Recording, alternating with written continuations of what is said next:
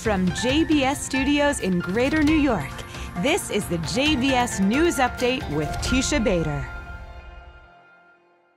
I'm Teisha Bader with the JBS News Update for Thursday, August the 15th, 2024. Talks aimed at reaching an agreement between Israel and terror group Hamas to get to a ceasefire hostage release deal took place today in Doha, with representatives from Israel, the United States, Egypt, and Qatar.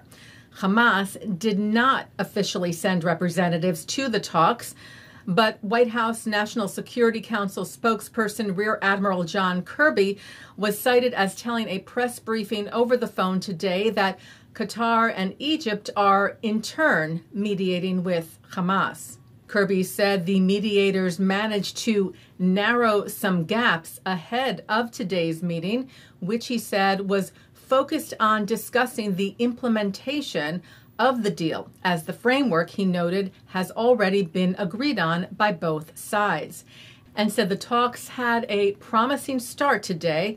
They are expected to continue tomorrow.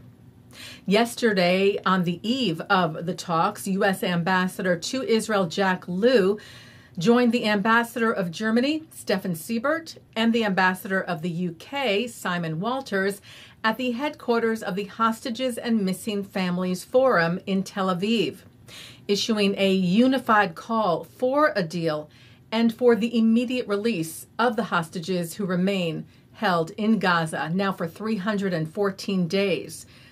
The conference was held in the presence of hostage families. Lew said, "We have all agreed to the framework of a deal, and while some gaps remain, there are solutions, and there was no time to waste." Now is the time to come together. All of the remaining issues have solutions, and if the parties come to the table with a mind for finding solutions, we can get this done. It may not be done in one meeting, but it has to get done. Lew stressing now is the time to reach a deal and bring the hostages home. The suffering of the hostages is enough of a reason for us to be here. The suffering of the families is enough of a reason for us to be here. Just in the name of humanity, it's time, long overdue time, for them to be home. The United States stands with Israel. We stand with the hostages and their families. And we call on all parties to reach an agreement for a deal now. The IDF, meanwhile, continues to battle Hamas in Gaza, eliminating terrorists and terror infrastructure, including, it said, underground infrastructures and warehouses of weapons. The IDF also sharing drone footage today of approximately 50 Hamas terrorist tunnels being dismantled in the area of the Philadelphia corridor in Rafah over this past week. The IDF continues to defend Israel's north from attacks by terror group Hezbollah in Lebanon. Today saw some 25 rockets fired from Lebanon at the Galilee. The IDF saying that most of them were intercepted. Several crashes were detected in the area, most of them in open areas. There were no casualties reported.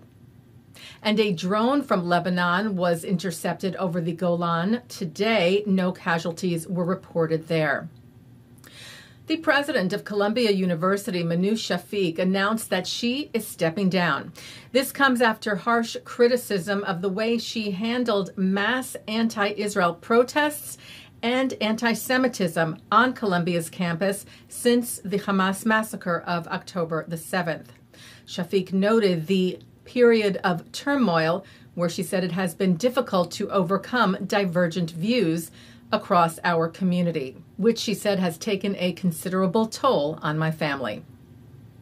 The U.S. Department of the Treasury's Office of Foreign Assets Control today announced more sanctions targeting Houthi and Hezbollah trade networks. Acting Undersecretary of the Treasury for Terrorism and Financial Intelligence, Bradley T. Smith, said, "Today's action underscores our continued commitment to disrupting Iran's primary source of funding to its regional terrorist proxies like Lebanese Hezbollah and the Houthis. Our message," he said, "is clear.